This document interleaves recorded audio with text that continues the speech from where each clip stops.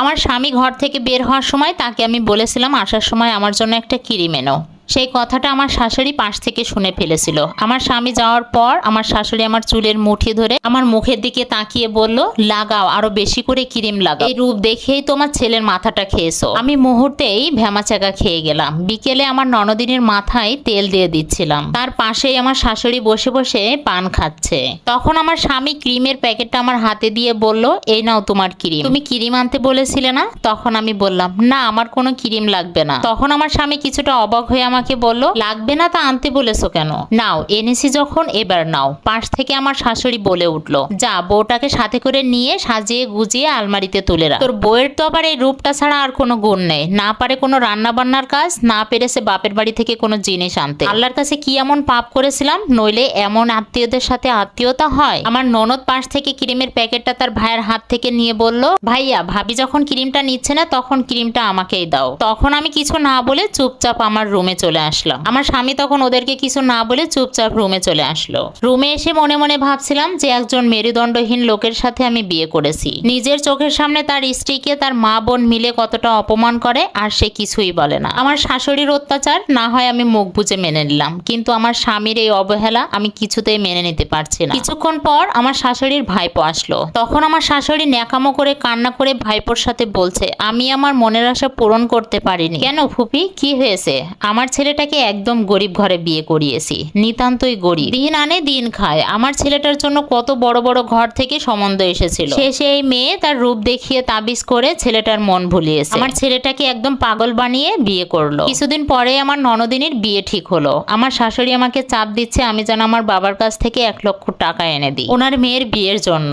যখন আমার স্বামীকে এই বিষয়টা বললাম তখন আমার স্বামী হ্যাঁ না কিছুই বলেনি, শুধু চুপচাপ শুনেছে। তাই বাধ্য হয়ে বাবার কাছে ফোনে টাকার কথাটা বললাম। পরের দিন ঠিকই আমার বাবা 1 লক্ষ টাকা এনে আমার হাতে দিয়েছে। আমার বাবা টাকাটা আমার হাতে দিয়ে আমার মাথায় হাত বুলাচ্ছিল, আর আমার বাবা আমাকে বলছিল যে মা তুই একদম চিন্তা করিস না, আমি তো আছি। কিন্তু আমি তো জানি আমার বাবা কত কষ্ট করে টাকাটা জোগাড় করেছে, কিন্তু আমারও তো কিছু করার নেই, নীরবে চোখের পানি ফেলা ছাড়া। মাত্র গোসল শেষ করে ওয়াশরুম থেকে বের হলাম, অমনি আমার শাশুড়ি এক গাদা কাপড় এনে আমাকে হাতে ধরিয়ে দিল, বলল এগুলো ধুয়ে দিতে। আমি কোনো কথা না বলেই চুপচাপ সেগুলো ধুয়ে দিলাম। তখন আমার শাশুড়ি একটু রেগে গিয়ে বলল, তোমার বাবাকে বলনি আমার মেয়ের বাড়িতে গরু পাঠাতে হবে, গরু কিনতে? মাথা নিচ করে আমি বললাম, বাবার অবস্থা এমনিতেই খারাপ, 1 লক্ষ টাকা দিয়েছে তবুও ধার দেনা করে, এখন আবার গরু কেনার জন্য আমার বাবা টাকা পাবে কোথায়? তখন আমার শাশুড়ি বলল, 1 লক্ষ টাকা দিয়ে মনে হয় একেবারে উদ্ধার করে ফেলেছে। আমার ছেলেটা যদি তোমার রূপ দেখে পাগল না হতো তাহলে আমার সরকারি চাকরিজীবী ছেলেটাকে এমন ঘরে বিয়ে দিতাম যে তাদের কাছে কিছু চাইতে হতো না, তারা এমনিতেই সবকিছু দিয়ে যেত। দিন দিন আমার শাশুড়ির এই অত্যাচার আমি আর নিতে পারছিলাম না। রাতে যখন আমার স্বামীকে গরুর বিষয়টা বলি তখন সে চুপচাপ ঘুমিয়ে পড়লো, কিছুই বলল না। সকালে কাঁদতে কাঁদতে বাবার কাছে ফোন করে বললাম একটা গরু কিনে পাঠাতে।